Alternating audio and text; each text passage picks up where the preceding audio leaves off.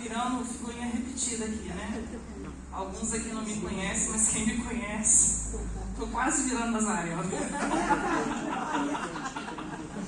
Glória a Deus. Glória a Deus. Mas é sempre uma alegria estar aqui com os irmãos, independente de eu estar ministrando a palavra, ou só estar junto em comunhão com os irmãos, é sempre uma grande alegria.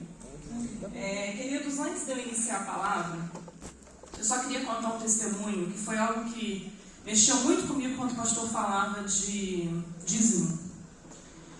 Deixando claro, irmãos, que experiência não é doutrina. Então foi algo que eu vivi, isso não é doutrina, tá? Vamos deixar isso muito claro. Mas eu e o pastor passamos por uma situação financeira muito difícil. Isso deve ter uns 20 anos ou mais, não era nem nascido, né? Então tem mais de 22 anos. E a vida da gente virou literalmente de cabeça para baixo. Qual foi a primeira coisa que nós deixamos de fazer? Dar o dízimo. Afinal de contas, a gente não conseguia pagar as contas. Nós dependemos de cesta básica da igreja. E aí um dia nós sentamos, aquilo estava nos incomodando, porque nós éramos dizimistas fiéis até um determinado momento. Quando a luta chegou, a gente parou de dizimar. Nós sentamos e fizemos as contas. Irmãos, nós devíamos R$666. Isso há quase 24 anos atrás. E era muito dinheiro. E aquilo mexeu muito com a gente. 666. Não podia ter sido 667? 665? Mas não, foi 666. E aquilo ali foi um tapa, sabe? Foi o Espírito Santo ali cortando a gente por dentro. E nós entendemos que a primeira coisa que a gente tinha que fazer era o princípio, era a ordenança, era a primícia. Então, a partir do mês seguinte, o que nós fizemos? Nós tiramos o dízimo. Com muito medo? Com muito medo.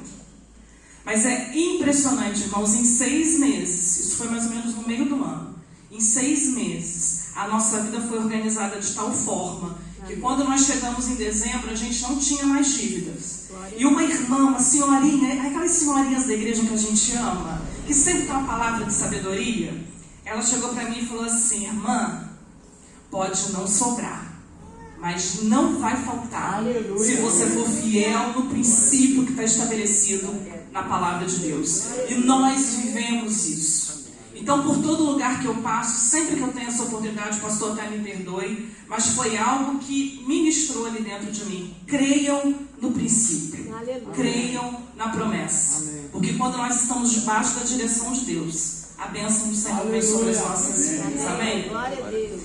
Eu gostaria de deixar com os irmãos aqui, só para iniciar, pastor, o povo que está acostumado com Bíblia, não passa mal não. Tem alguns textos para a gente ler hoje. Glória a Deus. Pastor Lucinho fala muito isso. Tem uma turma que sabe passar na tela. Então tá bom. Nós vamos começar com Efésios 5, que é o texto base, né, do assunto. Quase uma EBD. Efésios 5:18. Para nós embasarmos a palavra dessa noite.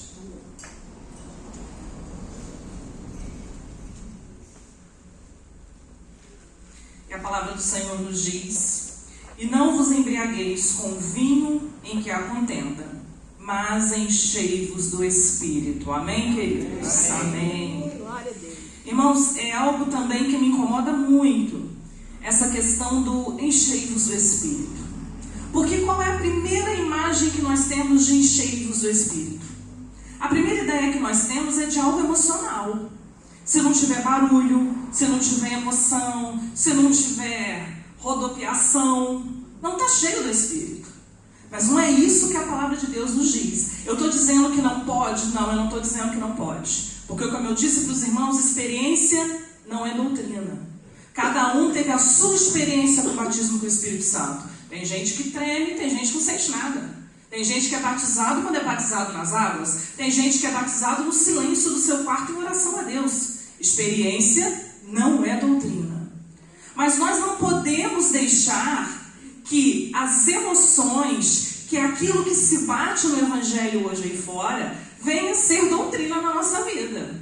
Então, se eu não tremi, então se eu não me sacudi, se eu não senti nada, eu não tenho Espírito Santo na minha vida? Eu não sou batizado? pelo Espírito Santo, a gente não pode dizer isso. Essa carta aos Efésios foi escrita por Paulo. E muito interessante, irmãos, que Paulo estava preso quando ele escreveu essa carta. E nós temos o hábito de achar que se nós estamos em dificuldade, nós não podemos dar fruto. Não, eu estou passando um momento de luta, eu estou passando por um momento de luta, então eu não posso pregar, eu não posso trabalhar para o reino, porque eu preciso primeiro resolver o meu problema para depois trabalhar para o reino. Você não vai trabalhar para o reino nunca. Porque o cristão, ele vive disso. Ele comemora, aleluia, bênção. Aí no dia seguinte, a luta vai lá e bate na tua porta. E você continua. Porque continuar a caminhada é sempre, é contínua. Paulo estava preso. Mas ele não estava preocupado com o que ele estava vendo ali, porque Paulo vivia de visão, vivia de propósito, daquilo que estava lá na frente. Então ele podia estar preso, o corpo dele, num espaço geográfico, mas a mente dele estava no propósito que Deus tinha para a vida dele. Não, se tem como eu escrever carta, eu escrevo carta. Se tem como eu orar, eu vou orar. Então a minha luta, a minha dificuldade não pode me parar. Eu faço o que dá para fazer mesmo na luta. E foi o que Paulo fez. E a igreja de Éfeso era uma igreja muito complicada. A igreja não, o lugar lá, porque era um lugar muito idólatra. E no período que Paulo esteve lá, a idolatria e a feitiçaria diminuíram de uma forma absurda. De se queimarem livros de ocultismo em praça pública. Tamanha foi a operação de Deus naquele lugar. E a Bíblia não diz que houve grandes coisas acontecendo, grandes coisas que eu digo de movimentação, de emoção, mas houve libertação, houve salvação, houve mudança de vida. E não tem o Espírito Santo nisso? Amém. Tem o Espírito Santo nisso. E como que nós entendemos então? Como que eu sei que eu tenho o Espírito Santo na minha vida? Como que eu sei o que é ser batizado, o que é ser cheio? Entendendo que, irmãos, para ser cheio, para eu ser cheia de água, eu tenho que beber água. Ah não, pastor, mas eu gosto de refrigerante. Não vai ser cheio da água, vai ser cheio do refrigerante. Você tem que decidir o que você vai encher o teu corpo e o que você vai encher a tua alma. Porque a nossa alma ela é alimentada daquilo que a gente alimenta. Não é automático. Não vai ser o pregador chegar aqui e falar, ó, quando eu falar no 3, você vai ser cheio do Espírito, hein? Não é assim que funciona, não. Tem processo. E a palavra de Deus nos conta isso lá em Atos 2. Nós lá na igreja estamos Isso aqui são outras pregações. Essa Bíblia eu falo que vai ficar de herança para meus filhos. Quando eles quiserem pregar, está tudo escrito aqui. Então vamos lá. Atos 2, irmãos. Começa a igreja de Cristo. Começa a igreja com os moldes de uma igreja de Cristo. Com uma igreja cheia do Espírito Santo. E como que Atos 2 começa? Para nós aprendermos direitinho. Lá em Atos 2:1, ele começa dizendo que todos estavam reunidos. Irmãos, isso acontece no corpo, em comunhão. Aleluia. Nós vivemos numa época de um evangelho que diz que você é igreja. Isso não está na Bíblia. Você é templo do Espírito Santo. O templo do Espírito Santo é uma igreja. Nós somos igreja quando nós estamos em unidade. Não é o que está sendo trabalhado aqui? O fato de alguém que não tem a placa Nazareno na testa estar pregando hoje, também é unidade. E nós glorificamos a Deus por isso, porque a placa não nos afasta. Pelo contrário, ela nos une no mesmo propósito que é o reino de Deus. Então a palavra de Deus diz que todos estavam reunidos. Quer ser cheio do Espírito Santo? Esteja na tua igreja, congregando na tua igreja. Aleluia. Não falte culto. Aleluia. Ah, mas eu estou cansado, está frio, eu estou com frio, irmãos. Minha mão está gelada aqui. Eu estava ali na blusa do pastor aquecendo a mão. Mas eu vou sair daqui mais cheia do Espírito, porque eu estou bebendo mais um pouquinho da fonte de Deus. Aleluia. Então todos reunidos é o primeiro passo. E aí ouviu-se um som como de vento e línguas repartidas como de fogo. Eu tenho também uma resistência com essa história de fogo, mas eu não vou entrar nesse tema para eu não causar um problema aqui para o pastor Fábio. Mas entendam, irmãos, que era como. Não tinha fogo caindo em cima deles. Era como. Houve um barulho, houve uma manifestação do Espírito e glória a Deus por isso. O culto de mulheres que eu tive aqui, o momento do louvor, a presença de Deus foi quase que palpável. As irmãs orando, as irmãs se abraçando. Então acontece esses momentos? Acontece.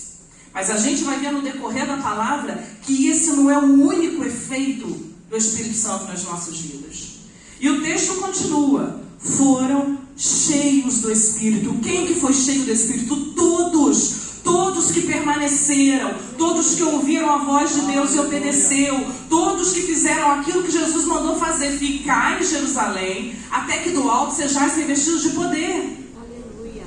Nós temos o hábito, acho que temos, né? Eu tenho, de pensar assim, quando eu chegar no céu, eu vou perguntar a Daniel, como é que foi aquele momento ali? Ou então perguntar para um dos discípulos, como é que era andar com Jesus?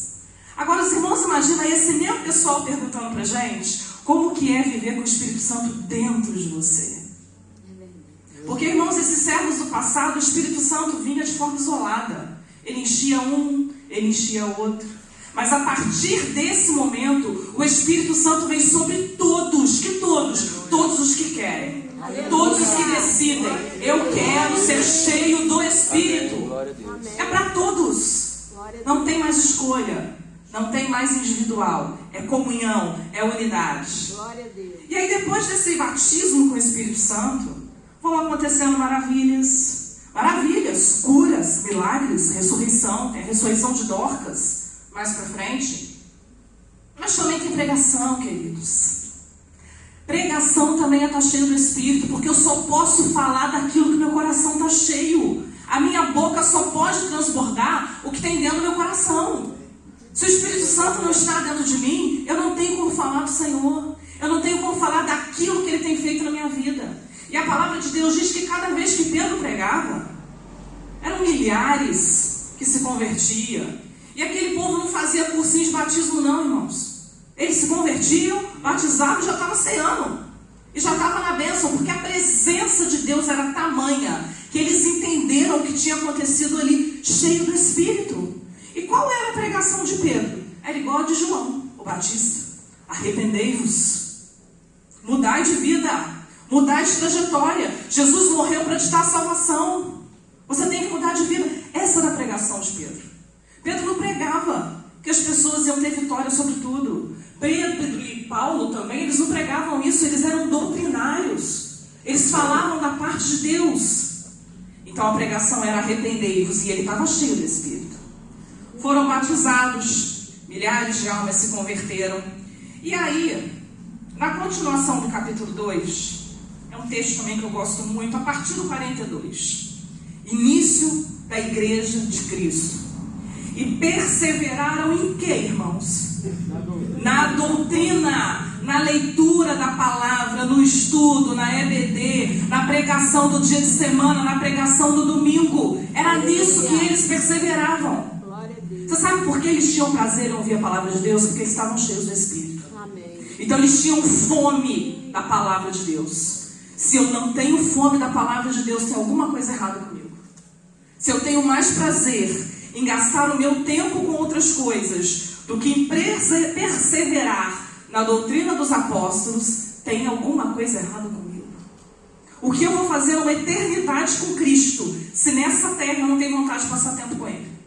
Tem nada para fazer na eternidade. Eternidade não tem tempo. Então eles perseveravam na doutrina dos apóstolos, na comunhão, unidade, no partir do pão, na mesa. Nós falamos disso aqui na segunda-feira, né, quando nós encerramos a disciplina. Nós tivemos um momento ali de confraternização. Mesa cura. Aleluia. Nós temos entendido isso. É comunhão, é unidade, é manter junto. Glória a Deus. Tudo isso é para você ficar cheio do Espírito. Aleluia. No partir do pão. Quando o pastor fala das ofertas, quando ele fala dos dízimos, ele também fala do partir do pão. Porque a igreja socorre, a igreja cuida, a igreja tem as suas questões sociais, e para isso tem que ter uma questão financeira. Nem tudo é milagre, nem tudo é espiritual. Tem coisas que nós precisamos fazer e eles faziam nas orações. Quantas vezes, pastor, que tem oração? O senhor falou aí na Bíblia? Quantas vezes tem oração? 500 vezes. Aqui foi uma das vezes. perseveravam na doutrina, na comunhão, no partir do pão, nas orações. Em cada alma havia temor. Temor sumiu do cardápio cristão. Mas não pode sumir das nossas vidas, que queremos ter uma vida com Cristo, que queremos ser cheios do Espírito Santo. O temor tem que fazer parte da nossa vida. Temer a Deus, saber que eu não posso fazer isso, porque eu estou desagradando, eu estou ofendendo, eu estou entristecendo o Espírito de Deus, porque Ele está dentro de mim. E todos nós sabemos, irmãos, que quando nós temos o Espírito Santo, ninguém precisa te falar. O próprio Espírito te incomoda. Você sabe que ali você vai cair. Você sabe que ali você vai tropeçar. Você sabe que tem um buraco lá na frente e você está planejando cair no buraco. Os irmãos já ouviram falar isso? Como é que acontece o pecado? Eu estou andando aqui, tropeço, levo um tombo e caio de cara no chão. O pecado é assim. Você tropeça. Agora, se eu estou olhando e já estou calculando, vou levar um tropeção ali, vou cair, vou derrubar aquele vaso. Você tem que repensar. Porque não é isso que Deus tem para as nossas vidas. Todos os que criam estavam juntos e tinham tudo em comum. Irmãos, como nós vamos ter tudo em comum? Se nós não andarmos em unidade, em comunidade, a igreja unida naquilo que é da igreja, nas doutrinas da igreja, na formação da igreja, nos eventos da igreja, todos unidos. Esse texto ninguém gosta de ler. Vendiam suas propriedades e fazendas e repartiam com todos, segundo cada um tinha necessidade. Um cuidava do outro. Cuidava financeiramente? Sim, mas cuidava na assistência, cuidava na oração. Irmão, o que você está precisando? Às vezes o irmão só está precisando de um abraço. Às vezes o irmão está precisando de você estar lá na casa dele, sentar e tomar um café. Pastor Fábio fala isso, às vezes a gente precisa tomar um café, porque a mesa cura. O que o meu irmão está precisando? Se você está preocupado com o que teu irmão está precisando, você pode ter certeza, você já está batizado com o Espírito Santo. Porque isso faz parte de quem tem o Espírito Santo dentro de si. E perseverando unânimes todos os dias no templo. Ó, que nem tem culto todo dia, hein? Mas eles estavam todo dia no templo, partindo o pão, comiam juntos com alegria e singeleza do coração, louvando a Deus. Irmãos, outro dia eu preguei lá na igreja, eu falei com os irmãos o seguinte: quando o povo de Israel saiu do Egito, o que eles fizeram antes de sair do Egito? Churrasco. Mas o churrasco era a celebração de algo que estava acontecendo? Que ia acontecer. Eles já comemoravam uma bênção que eles não tinham recebido, porque eles estavam vendo lá na frente. Eles ouviram uma ordem, eles ouviram uma direção de Deus e eles já comemoraram pela vitória que eles não estavam vendo. Naquele momento do churrasco, eles ainda eram escravos. Eles não eram libertos, não, eles foram libertos no dia seguinte. Então, quando a palavra diz louvando a Deus, é louvando a Deus em qualquer circunstância. Não importa se você está na luta, no sufoco, se você está no luto, louve a Deus. Glorifique a Deus por aquilo que você ainda não viu. Comemore aquilo que você ainda não viu. Aleluia. Porque nós nascemos também para o louvor e honra ao nome dele, além do relacionamento com ele. E aí, irmãos, quando se persevera na doutrina, quando se tem comunhão, quando se tem unidade, quando tem partir do pão, quando tem oração, quando tem louvor, todos os dias acrescentava o Senhor à igreja aqueles que se deviam salvar. Aleluia! Glória a Deus. Porque alguém vai ficar no ambiente onde nós estamos se eles não veem isso em nós. Nossa, mas aquele irmão está sempre tão batido, está tão triste. Não, irmãos, nós somos felizes em Jesus. Aleluia. Glória a Deus. Eu domingo pregava lá na igreja, eu contei 2 episódios bíblicos para os irmãos. No sábado eu preguei sobre a viúva de Naim. Todo mundo conhece a história. Uma mulher desesperada com o filho morto. Jesus vai até ela, Jesus muda a vida dela. E glória a Deus, aleluia. Final feliz. Mas quantas outras mulheres da Bíblia passaram por problemas para criar grandes líderes? Joquebede criando Moisés, Maria criando Jesus, Lloyd e Eunice lá criando Timóteo. Também tiveram suas lutas? Tiveram. Mas elas não viviam desesperadas como a viúva de Naim estava. Porque Jesus estava na vida delas. E é isso que nós cristãos precisamos entender. Nós passamos pela luta dando glória a Deus. Nós passamos pela luta com a esperança e com a certeza que nós não passamos sozinhos, porque o Espírito Santo nos conforta. Ser cheio do Espírito é passar pela luta tendo a certeza de que lá na frente o nome dele vai ser glorificado. Então, queridos, como eu disse para vocês, isso foi o início da igreja. Se nós temos um pouquinho disso aqui, nós já estamos no caminho certo. E a Bíblia inteira, as cartas de Paulo, as cartas dos outros apóstolos, eles vêm falando sobre isso. O Efésios, nós lemos o 18, mas ele começa lá no verso 1, dizendo o seguinte: sede, pois, imitadores de Deus, porque tudo tem contexto, irmãos. Paulo não chegou dizendo do nada, não fica bebendo vinho não, mas enchei-vos do Espírito. Tem um contexto imediato.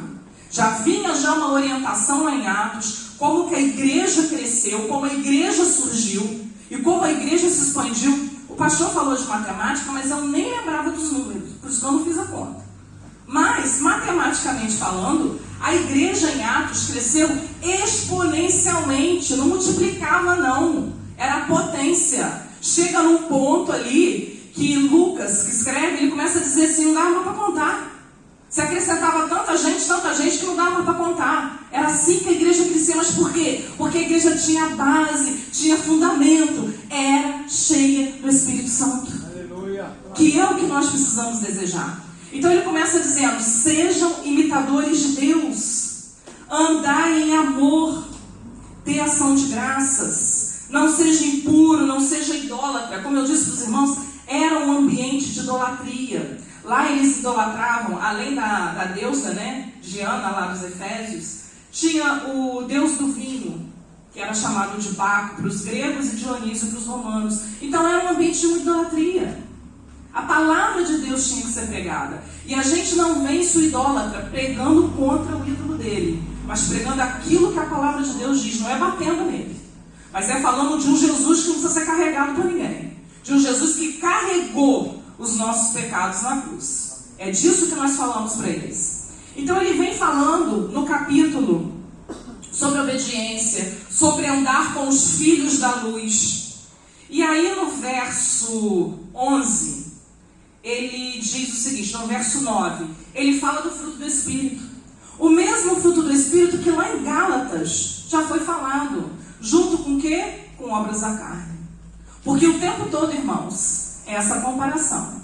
Como é que eu sei que eu tenho o fruto do Espírito? Se eu não estou fazendo aquilo que é obra da carne. Então eu estou sendo cheio do Espírito. E uma coisa que eu aprendi com uma pregadora que teve lá na igreja, eu já devo ter falado isso aqui, que a gente vai ficando repetitivo, a gente vai pegando um monte de verbo em um lugar, a gente vai ficando repetitivo. Fruto do Espírito. Quem já orou aí para Deus dar domínio próprio? Só eu?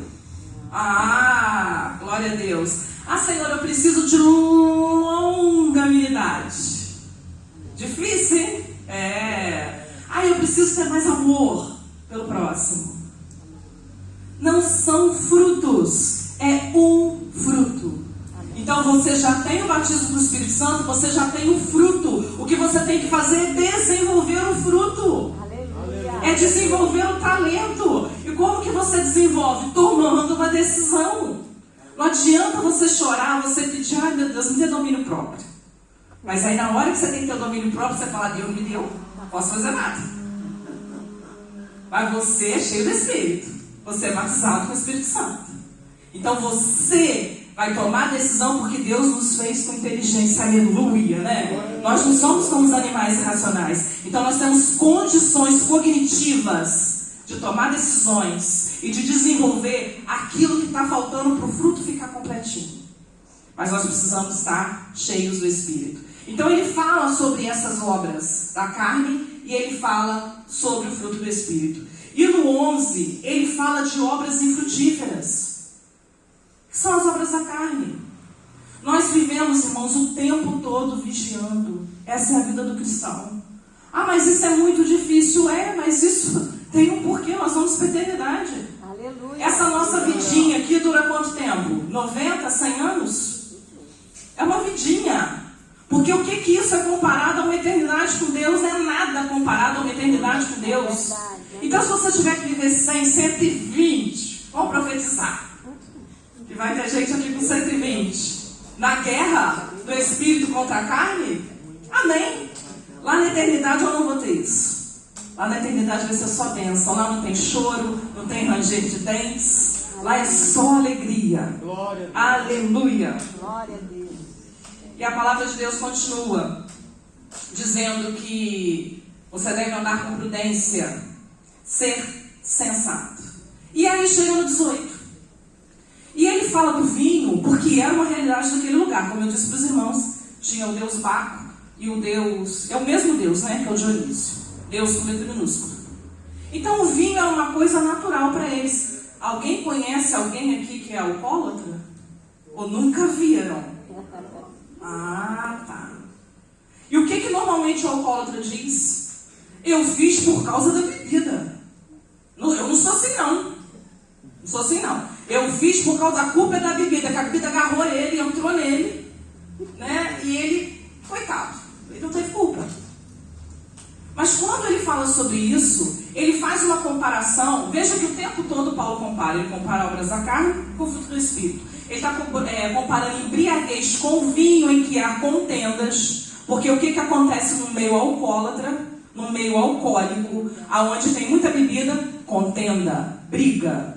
Ah, não, pastora, tem alegria. Alegria passageira. Porque no dia seguinte não tem alegria nenhuma, não. Ele é totalmente distinto da alegria do Espírito. Porque quando nós estamos cheios do Espírito, nós também perdemos a noção daquilo que não glorifica a Deus. Porque o nosso prazer, quando nós estamos cheios do Espírito, também não é fazer a nossa vontade. Não, eu não fiz porque eu quis. Eu fiz porque eu estava cheio. Mas cheio do Espírito. Eu atendi o irmão, eu assisti o irmão, eu visitei o irmão, eu orei pelo irmão, não é porque eu quis. Porque a minha carne, ela não é boa, não. Mas o meu espírito está cheio do Espírito Santo. Então, por isso eu fiz. Essa é a comparação de Paulo nesse versículo. Quando nós estamos cheios do Espírito, o nosso prazer é fazer tudo que essa igreja de Atos fazia.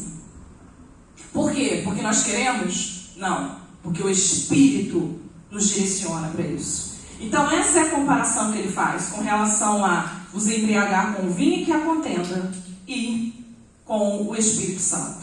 E aí ele continua. Como que você pode ser cheio do Espírito? Ele continua no 19. Falando entre vós com salmos. Irmãos, eu vou repetir a mesma coisa que eu comecei lá na palavra, lá em Atos 2. Quando ele fala falando entre vós, o que é isso? É a palavra de Deus, é o que nós estamos fazendo aqui. É o que o pastor fez, é o que a pastora fez, é o que foi feito no louvor, falando da palavra de Deus o tempo todo entre vós. E como que a gente fala da palavra de Deus? Com salmos, com hinos, com cânticos espirituais. Cantando, louvando, glorificando. Louvando aqui no período de louvor, que é uma bênção, sim. É uma bênção. Os louvores hoje foram louvores para levantar qualquer um. Se você não levantou nesse louvor, não vai ser dessa palavra que você vai sair daqui cheio. Porque o louvor é louvor de confiar. Porque Deus vai fazer, que Deus é poderoso. O Deus que eu sirvo é um Deus poderoso. Glória a Deus. Então o louvor falou aos nossos corações. Aleluia. Então nós estamos para ser cheios do Espírito, falando entre vós com salmos e hinos e cânticos espirituais, cantando e salmodiando a Deus no vosso coração. Estou voltando lá em Êxodo. Estou voltando lá no início, quando eu disse que eles louvavam a Deus por aquilo que eles não viam. Observem que é uma repetição. Então, quando nós temos o hábito de leitura da palavra, quando nós mergulhamos na palavra, fica fácil de entender, porque ela se repete. A receita é a mesma. Então, volta tudo. Falando, palavra, louvando, louvor. E ele continua, dando sempre graças, gratidão. Ou coisa difícil, né? A gente vê tudo de ruim que aconteceu no dia e a gente não para ver o que aconteceu de bom. Já falei sobre os irmãos. A primeira coisa que a gente faz quando acorda, o pessoal fala assim, abre o olho. Sim, você abre o olho. Mas a gente hoje valoriza a respiração de um jeito que a gente não valorizava antes da pandemia. Porque se nós passamos por ela e nós chegamos até aqui, é porque tem um propósito de Deus para as nossas vidas. Nós não fomos ceifados. Algum motivo tem. Quantos fiéis do Senhor foram ceifados? porque eles eram melhores ou piores que nós? Não, porque o tempo deles acabou. A casa deles, lá em João, quando o Senhor fala, eu vou para o céu e vou preparar-vos morada, a casa deles ficou pronta. Mas a nossa ainda está em construção. Então, se ela ainda está em construção, tem alguma coisa para eu fazer aqui. Amém. E eu não vou brincar de ser crente, não vou brincar de ser cristão, porque o mundo espiritual não brinca de ser espiritual. Amém. Os demônios não brincam de serem demônios. Então, nós temos um compromisso, nós temos uma responsabilidade com Deus. Amém. Dando graças, gratidão. Acorde e glorifique a Deus. Deus, obrigado porque eu estou respirando. Só quem fica sem ar é que sabe a importância de respirar. Agradeça a Deus que você está enxergando. Ah, mas é com óculos. Glória a Deus que tem o óculos. Então, um tempo atrás não tinha óculos. Então, glorifique a Deus por cada detalhe. Esses dias eu comentava com o pastor.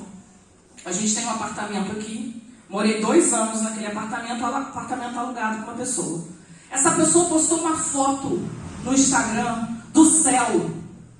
Eu fiquei assustada quando eu vi aquilo. Eu chamei ele e falei, nunca vi esse céu. Morei 2 anos nesse lugar e eu não vi esse céu. Sabe por quê? Porque eu não parei para contemplar a beleza que Deus criou. Porque isso foi dado para mim também. Para o meu momento de nervoso, meu momento de angústia, olhar para o céu e imaginar a eternidade que tem preparada para mim. Uma eternidade onde as ruas são de ouro. Eu vou pisar no ouro. Aleluia. A gente não tem noção do que nos aguarda na eternidade. A verdade é essa. E a gente deixa de glorificar a Deus e de ser grato pelas coisas mais simples. De ser grato pelo teu trabalho. Aquele trabalho ruim, aquele trabalho ruim. Aquele salário que você recebe, daqui a 5 dias não tem mais um centavo no bolso. Mas você tem um trabalho. Quantos não tem nem isso? Glorificar pela tua casa. Eu queria que minha casa fosse maior. Glorifica pelo tamanho de casa que você tem. Aleluia. Glorifica pela casa que você espera lá na frente. Vai que Deus te dá. Aleluia. Glorifica pelo carro que você quer lá na frente. Glorifica porque você está num ambiente onde Deus se faz presente em todos os cultos. E principalmente, queridos, glorifique porque Ele chamou primeiro. Ele foi lá onde você estava e te resgatou e disse, eu quero você na minha presença. Eu quero ter um relacionamento com você. Quem somos nós para ter isso? Se nós acordarmos e lembrarmos disso, que nós temos que glorificar pelo resgate, a nossa vida já começa diferente. Então, falando entre vós com salmos, palavra, hinos de cânticos, louvor, dando graças, gratidão, sujeitando-vos uns aos outros, comunhão. Nós precisamos viver constantemente em comunhão. Amém. Irmãos, o livro de Atos, desde o momento que o Espírito Santo desce sobre aquele povo, eu anotei muitos textos, eu não vou ler com os irmãos, eu tentei fazer um resumo aqui. E eu estou falando de Atos porque eu falo isso, o dia que os pastores estiveram lá, eu falei isso. Quando você tem uma oportunidade de falar com a igreja, você vai passar para a igreja aquilo que Deus ministrou em você. Você está compartilhando. Então a gente acaba pregando aquilo que a gente já está estudando, que a gente já está vivendo. Por isso que eu estou falando tanto de Atos, que é algo que nós estamos fazendo lá na igreja. Mas o livro de Atos, desde que o Espírito Santo vem sobre eles, eles escolhem homens cheios do Espírito, como Estevão, que foi um mártir. Um homem que não pensou no que ele podia ter vivido nessa vida, porque é uma vidinha. O foco de Estevão era fazer aquilo que era para o reino. E no momento da morte, ele está lá vendo os céus abertos. Ele está vendo o Senhor Jesus, porque a vida dele era fazer a vontade de Deus. O livro de Atos fala de Felipe e Eunuco.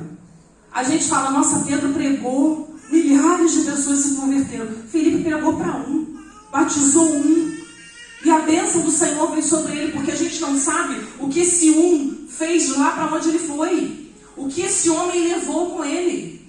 Então foi um. Às vezes a gente espera grandes coisas, grandes maravilhas, grandes sinais. Mas a palavra de Deus diz que é a festa no céu quando um pecador se arrepende. Se for milhares, melhor ainda. Mas se um se arrepende, já tem festa. Eu pregando aqui não tem festa não. Mas se nós aqui, durante essa pregação, nos arrependermos dos nossos pecados e decidirmos ser cheios do Espírito, tem festa no céu, aleluia. Então, quando Filipe foi lá e evangelizou o eunuco, teve festa no céu. Saulo e Ananias, visão, cura da cegueira. Saulo tem uma experiência do Senhor, tudo isso por quê? Porque a igreja estava cheia do Espírito Santo. crescimento dos números convertidos. A palavra de Deus diz que Barnabé era um homem bom, cheio do Espírito Santo. Aleluia. Milagres, cura de coxo, maravilhas, ressurreição de Dorcas, visões, Pedro teve visão, Paulo teve sonhos. Tudo isso acontece quando nós estamos cheios do Espírito. Tudo isso acontece. E os discípulos, Atos 13:52 diz assim: e os discípulos continuavam cheios de alegria e do Espírito Santo. Irmãos, eu dei uma passeada boa aqui pela Bíblia, mas eu queria que os irmãos entendessem isso. Nós, para estarmos cheios do Espírito Santo, nós podemos viver grandes coisas. Você pode ver cura na tua família, ressurreição na tua família, visão, revelação, profecia. Tudo isso é bíblico. E glória a Deus por isso. Nós temos isso, temos a igreja de Atos tinha. Mas a igreja de Atos tinha palavra.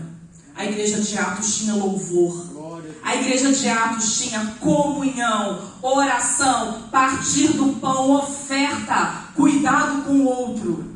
Tudo isso é estar cheio do Espírito. E aí eu encerro essa palavra para que nós possamos pensar e meditar sobre isso. Será que as minhas ações demonstram que eu estou cheio do Espírito? Será que eu falo e eu estou cheio do Espírito? Será que quando eu acordo eu sou grato a Deus porque eu estou cheio do Espírito e eu reconheço que eu não sou nada se Ele não for comigo? Então, irmãos, que ao final dessa mensagem, ao final desta noite, nós possamos sair daqui e meditar nisso. E se eu preciso me encher mais um pouquinho do Espírito, eu preciso da água. Faça o que for necessário. Precisa orar, ore. Precisa jejuar, jejue. Eu preciso fazer uma consagração, faça uma consagração. Eu preciso fazer um desafio. Foi desafio que o pastor falou? Foi, né? Faça o desafio. Porque qualquer coisa que você fizer para Deus, a gente recebe de volta, porque Deus não fica devendo nada para ninguém. Aquilo que o pastor falou é fato. Você chega aqui e fala, estou entregando. Você está entregando o que Ele já te deu. Então, se você tem alguma dificuldade para ser cheio do Espírito, hoje é o dia de você meditar sobre isso. De você mudar a sua postura. E por onde você passar, as pessoas verem, ali vai um servo de Deus. Ali vai uma serva de Deus. Amém, queridos? Agradeço a oportunidade no nome de Jesus. Glória a Deus. Aleluia.